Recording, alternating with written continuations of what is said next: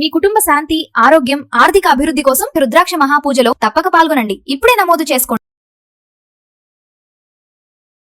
Hi viewers, India's largest digital media network Suman టీవీకి స్వాగతం. ప్రస్తుతం మనతో ఉన్నారండి globally certified emotional intelligence trainer, posh and POCSO trainer మన భారతి నాదెండ్ల గారు ఉన్నారు. సో వారిని అడిగి బోల్డ్ అని విషయాలు తెలుసుకుందాం. నమస్తే అండి.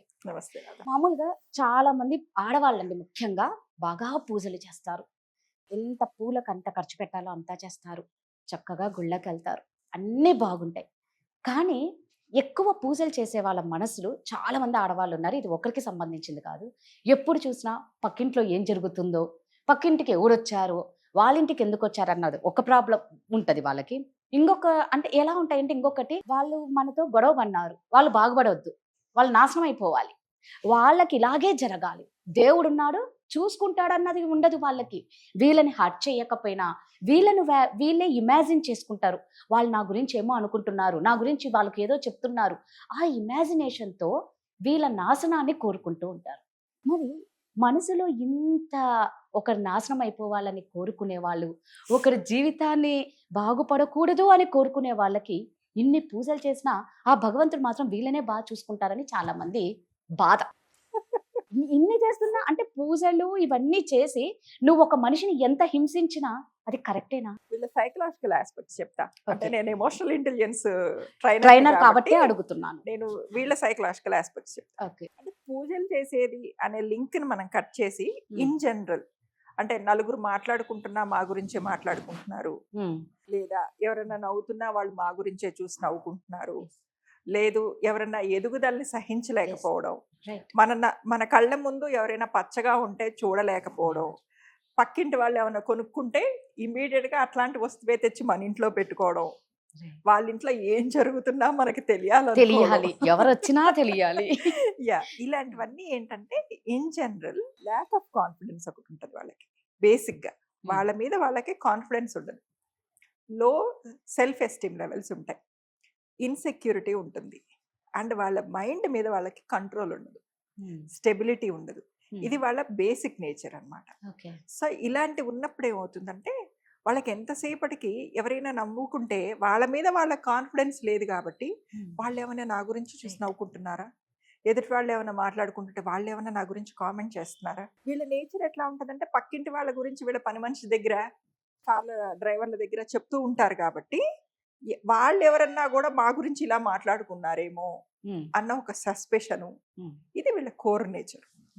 సో ఇది మీకు జనరల్ గా సిబ్లింగ్స్ లో కనిపిస్తుంది. రైట్. మనం అనుకుంటాం సొంత అన్న తమ్ముడే కదా, సొంత అక్క చెల్లెలే కదా అనుకుంటారు. కానీ యాక్చువల్ గా వాళ్ళల్లో కూడా చాలా ఎక్కువ ఉంటుంది. ఎందుకు ఉంటుంది అంటే కంపారిజన్ వస్తుంది చాలా ఆబ్వియస్ గా.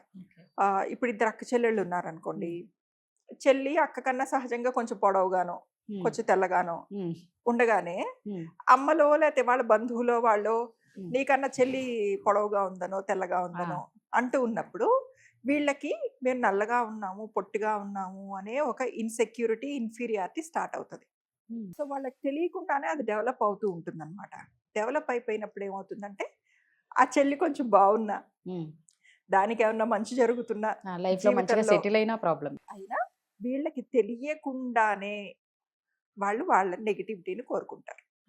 అలాగే అన్నదమ్ముల్లో ఒక అన్న బాగా సెటిల్ అవుతున్నాడు, తమ్ముడేమో సెటిల్ అవ్వలేక ఇంటి పనులు చూసుకుంటారా లేదా ఏదో చిన్న బిజినెస్ చూసుకుంటానో ఉన్నాడు అనుకోండి. అన్న బాగా చదువుకున్నాడు రా, అన్న అమెరికా వెళ్ళిపోయాడు రా, వీడికి చదువు రాక ఉన్న ఊళ్ళోనే ఉండి వ్యవసాయం చేసుకుంటున్నాడు, అలా కంపేర్ చేస్తారు. సో ఈ తమ్ముడికి ఒళ్ళు మండిపోతూ ఉంటుంది అన్నంటే. అలాగే తోడుకోడళ్ళు, తోడల్లుళ్ళు, ఇలాంటి దగ్గరి అంటే ఇమీడియట్ సిబ్లింగ్స్, ఇమీడియట్ కజిన్స్, కొంచెం డిస్టెంట్ కజిన్స్, వీళ్ళల్లో ఈ కంపారిజన్ చాలా ఎక్కువ ఉంటుంది. కంపారిజన్ అండ్ కాంపిటేటివ్ నేచర్ చాలా ఎక్కువ ఉంటుంది అనమాట. దీని అంతటి వల్ల ఏమవుతుందంటే వాళ్ళల్లో తెలియకుండానే ఒక రకమైన ఇన్సెక్యూరిటీ డెవలప్ అయిపోతుంది. ఇన్సెక్యూరిటీ, ఇన్ఫీరియారిటీ డెవలప్ అయినప్పుడే మనం ఎదుటి వాళ్ళ నెగిటివిటీని మనం కోరుకుంటాం. అలాగే పక్కింటి వాళ్ళు కూడా, పక్కింటి వాళ్ళు మనకి ఎలాంటి రిలేషన్స్ కాకపోయినా 24 గంటలు కళ్ళు తెరిస్తే వాళ్ళే కనిపిస్తుంటారు కదా. కాబట్టి ఎదుటి వాళ్ళ ఎదుగుదలని ఓర్చుకోవడము, లేకపోతే వాళ్ళ ఎదుగుదలని ఇంకా కోరుకోవడము, అంత పాజిటివిటీ మీకు ఉండాలి అంటే మీ మనసు అసలు ఫస్ట్ బేసిక్గా అంత పాజిటివిటీ తోటి Yes. నిండి ఉండాలి. Hmm. When you are so enough in your life, అంటే మీలో పాజిటివిటీ ఉంది, మీ కెరియర్ ఓరియంటెడ్గా కానివ్వండి, మీ పర్సనాలిటీ గురించి, మీ క్యారెక్టర్ గురించి, మీ కాన్ఫిడెన్స్ లెవెల్స్ బాగున్నప్పుడు ఎదుటి వాళ్ళు ఎట్లా పోయినా మీరు అసలు పట్టించుకోరు. ఫస్ట్ ఆఫ్ ఆల్ మీకు అంత టైం ఉండదు. కరెక్ట్ గా చెప్పారండి. ఇవన్నీ చేసేవి టైం లేక ఖాళీగా ఉన్న ఇంట్లో నిద్ర ఆడవాళ్ళే. లేచిన దగ్గర నుంచి Yes. 9ింటికో నిద్ర లేచి పని అమ్మాయి కాఫీ పెట్టిస్తే తాగి, మొగుడు వెళ్ళిపోయినా కూడా ఆఫీస్కి ఇంకా Right. అదే నైటీలు వేసుకొని తిరుగుతా కరెక్ట్ గా చెప్పారు. అదే రాత్రి దాకా జరుగుతుంది. అట్లా ఉండే వాళ్ళకి ఏంటంటే they have lot of time. Yes. ఆ టైంని ఎట్లా స్పెండ్ చేయాలి? ఎదిరింటమ్మ, పొరిగింటమ్మ, పక్కింటమ్మ గురించి మాట్లాడుకుంటుంటే they feel good enough. Okay, ఇదంతా బాగుంది. ఇప్పుడు ఏంటంటే దేవుడి దగ్గర ఇంత పూజలు చేస్తున్నారు, మరి భగవంతుడి దగ్గర నువ్వు మామూలుగా మానవ సేవే మాధవ సేవ అంటారు. అబ్బో, అది చాలా పెద్ద నువ్వు మాట. మంచి చేయకపోయినా పర్లే, చెడు చెయ్యొద్దు. ఉమ్. అలాంటిది ఇన్ని పూజలు చేస్తున్నా ఒక నాశనం కోరుకోవడం అనేది నిజంగా అది ఎంతవరకు కరెక్ట్? అన్ని పూజలు చేసి కూడా అవతల వాళ్ళ నాశనం కోరుకున్నారంటే మీరు ఆనందపడొచ్చు. ఆ పర్సన్ గురించి మీరు సెన్సిటివ్ పర్సన్స్ ఉంటాయండి, ఎమోషనల్ గా వాళ్ళు తీసుకోలేకపోతే ఎలా? వాళ్ళు స్ట్రాంగ్ గా ఉండాలంటే ఎలా అవతల పర్సన్? ఫస్ట్ ఆఫ్ ఆల్ వీళ్ళు ఇలా ఎందుకు చేస్తారంటే వాళ్ళకి పూజ కూడా కాంపిటీషనే. ఫర్ ఎగ్జాంపుల్, ఇవాళ మీ ఇంట్లో సత్యనారాయణ స్వామి వ్రతం పెట్టుకున్నారు, లేకపోతే శ్రావణ మాసాలు వస్తే ఏ అమ్మవారి వ్రతమో పెట్టుకున్నారు, వరలక్ష్మి వ్రతం పెట్టుకున్నారు. మీరు 5గురిని ముత్తైదువులను పిలుచుకొని పండు, తాంబూలం, జాకెట్ ఇచ్చారు. సత్యనారాయణ స్వామి వ్రతానికి పిలిస్తే ఏదో అంత ప్రసాదం పెట్టి పంపించారు. కానీ నాకు మీ మీద కాంపిటీషను. నేను ఇమీడియట్ గా నెక్స్ట్ పౌర్ణమికి నేను సత్యనారాయణ స్వామి వ్రతం పెడతా, నేను భోజనాలు పెడతా. నేను 11 మందిని పిలుస్తా, నేను భోజనాలు పెడతా. వరలక్ష్మి వ్రతానికి పిలుచుకుంటే నేను ఒక రిటర్న్ గిఫ్ట్ కూడా ఇస్తా. So, ఇది భక్తి కాదు, ఇది కాంపిటీషన్. రైట్. కాంపిటీషన్ మాత్రమే కాదు, నాకెక్కడో లోపల మీరంటే ఇన్ఫీరియారిటీ కూడా ఉంటుంది.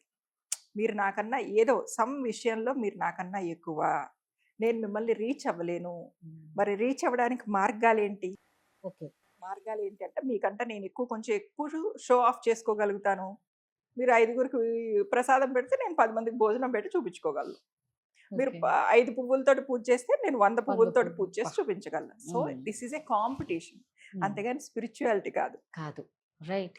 ఆ పూజ కాంపిటీషన్ కి, వాళ్ళ శరీరానికి, వాళ్ళ పూజ గదికి మాత్రమే పరిమితం, వాళ్ళ ఆత్మని చేరదు ఎప్పుడు. నిజమే అండి. మనం ఎప్పుడైనా ఒక నాశనం కోరుకోవడం అంత తప్పు ఇంకొకటి ఉందని అనిపిస్తుంది. శత్రువుకైనా మంచి జరగాలని కోరుకోవాలి. అంత కోరుకునే వాళ్ళు అసలు ఇలా ఆలోచించారు నిజంగా. అందుకే ఇలా అయిపోతుందండి. ముఖ్యంగా మీరు అన్నట్లు ఇందాక అన్నారు, అది ఓన్లీ ఇంట్లో ఉన్న వాళ్ళే ఇలాంటి వాళ్ళు ఎక్కువ ఉంటారు, బయట వాళ్ళకన్నా. ఇంకొక ఎగ్జాంపుల్ చెప్పిన, మీరు ఊళ్ళో ఉన్న గుడికి వెళ్ళొచ్చారు, నేను ఇమీడియట్ గా తిరుపతి వెళ్ళొస్తా. తీర్థయాత్రలు కూడా కాంపిటీషన్ కి వెళ్ళే వాళ్ళు. ఎందుకండి రీసెంట్ గా ఇవి జరిగాయి కదా, కుంభమేళాలు జరిగాయి కదా. ఒకళ్ళు మనకి గిట్టని వాళ్ళు కుంభమేళాకి ప్లాన్ చేస్తున్నారని ఇమీడియట్ గా వీళ్ళ మనసుల్లో ప్లాన్ లేకపోయినా అప్పటికప్పుడు ఫ్యామిలీలను తీసుకుని కుంభమేళాలకు వెళ్ళిన వాళ్ళు నాకు ఎంతో మంది తెలుసు. అంటే ఒక తీర్థయాత్రకి వెళ్ళడం కూడా కాంపిటీషనే, అంతే తప్ప దేవుడి మీద భక్తి కాదు. తయారవడం కాదు, దట్ ఈస్ దేర్ నేచర్. అంతే. అదే ఎక్కువైపోతున్నారు కదా. దట్ ఈస్ కాకపోతే బురదలో తామరాకున్నట్టు మనకంటది కదా. అట్లా మనం ఇలాంటి సొసైటీలో ఉంటున్నప్పుడు ఎవరి నెగటివిటీ మనకి తగలకుండా ఉండాలి అంటే మనమేంటి, మన నేచర్ ఏంటి, మన కోర్ జాబ్స్ ఏంటి, మన డైలీ రొటీన్ ఏంటి, ఇది తప్ప ఎవరైనా మన ముందుకు వచ్చి ఏదైనా ఒక నెగటివ్ మాట అన్నా, లేదా మన చెవిన అమ్మ నీ గురించి ఆవిడ అలా అనుకుంటుంది అన్నవి అన్నా, అది బిట్వీన్ సిబ్లింగ్స్ అవ్వచ్చు, కో సిస్టర్స్ అవ్వచ్చు, కో బ్రదర్స్ అవ్వచ్చు, ఆఫీస్ లో కొలీగ్స్ అవ్వచ్చు, మీ వర్క్ ప్లేస్ లో కొలీగ్స్ అవ్వచ్చు, ఇళ్ళ దగ్గర నైబర్స్ అవ్వచ్చు, చిన్నగా నవ్వి మీ స్మైలే మీకు గ్రేస్. రైట్. నవ్వి వదిలేయండి, దాన్ని మాత్రం అంటనివ్వద్దు. ఎందుకంటే అంటింది అనుకోండి, అయ్యో అలా ఎందుకన్నారు, నిజంగా నేనేమన్నా తప్పు చేశానేమో అంటే వాళ్ళకి అప్పటి వరకు ఉన్న ఇన్సెక్యూరిటీ అండ్ ఇన్ఫీరియారిటీ మీలో కూడా మొదలవుతాయి. అలా చేయనీకే వాళ్ళు అలా చేస్తారు. సో అలా అవ్వకుండా ఉండాలంటే ఏంటంటే, అవునా మీరు ఎప్పుడైతే దీన్ని కొట్టి వదిలేశారో, మీకు ఈ మోసే దూతలు ఉంటారు చూసారా, రాయబారులు, వాళ్ళు కూడా చెప్పడం మానేస్తారు. మీరు ఎప్పుడైతే ఫీల్ అయ్యారో అప్పుడు వాళ్ళకి ఎంకరేజింగ్ గా అనిపిస్తుంది, అనిపించి ఇంకో 2 మాటలు ఇంకోసారి చెప్తారు. So just cut them off. ఇంకోసారి ఏదన్నా నీ చెవులు ఇట్లా పడితే నా దాకా తేవద్దే. Super. Smile. Yeah. Thank you అండి. వెల్కమ్.